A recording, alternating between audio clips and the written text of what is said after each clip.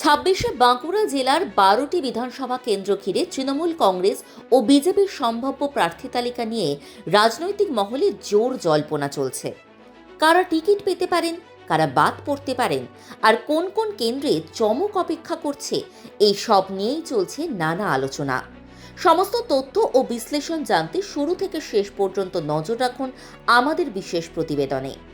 শালতোরা কেন্দ্রে বিজেপি আবারও চন্দনা বাউরির মতো পরিচিত এসসি মুখকে প্রার্থী করতে পারে, কারণ তার সামাজিক ভিত্তি এখনও রয়েছে।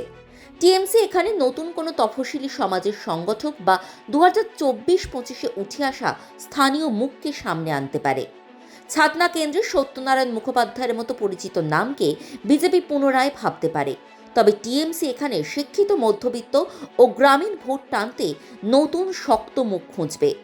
যদিও শালতোরা আর ছাতনা দুই কেন্দ্রে বিজেপি 24শে লোকসভা ভোটের নিরিখে পিছিয়ে রয়েছে। রানীবাঁধ কেন্দ্রে তৃণমূলের জ্যোৎস্না মান্ডি আবারও প্রথম পছন্দ হতে পারেন।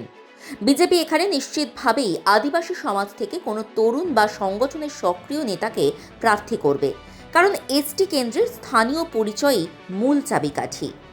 রায়পুর কেন্দ্রে মৃত্যুঞ্জয় মুর্মুর নাম টিএমসি তরফে সম্ভাব্য হিসাবে ঘুরছে, আর বিজেপি চাইলে বর্তমান সাংগঠনিক শক্তির ওপর ভরসা করে পরিচিত আদিবাসী মুখকেই প্রার্থী করবে।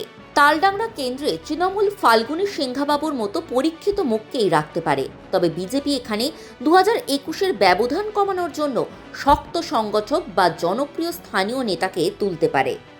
বাঁকুড়া সদর কেন্দ্রে বিজেপির বর্তমান বিধায়ক নীলাদ্রি শেখর দানা 2026-এও বিজেপির সবচেয়ে স্বাভাবিক পছন্দ। তৃণমূল এখানে পরিচিত কোনো মুখ নয়তো শহর ভিত্তিক শক্ত কোনো সংগঠককে সামনে আনতে পারে।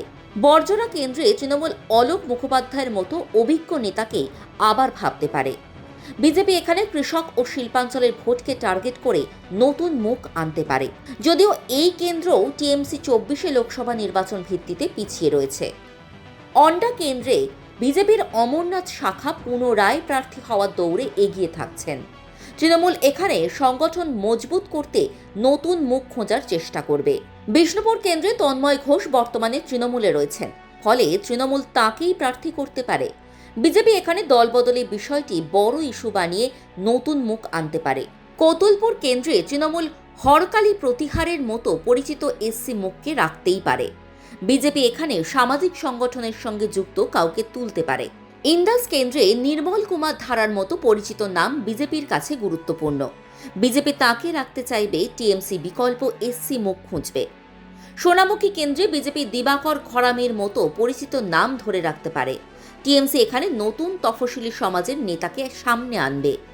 যেহেতু এটি বিধানসভা স্তরের একটি বড় নির্বাচন, তাই সমস্ত দলের প্রার্থীদের নাম আনুষ্ঠানিকভাবে প্রকাশ না হওয়া পর্যন্ত কোনো তথ্যকেই চূড়ান্ত বলা সম্ভব নয়। এখানে উপস্থাপিত তথ্য ও বিশ্লেষণ আমাদের নিজস্ব সূত্র ও পর্যবেক্ষণের উপর ভিত্তি করে তৈরি। এর কিছু অংশ বাস্তবের সঙ্গে মিলতে পারে, আবার কিছু ক্ষেত্রে ভিন্নতাও থাকতে পারে।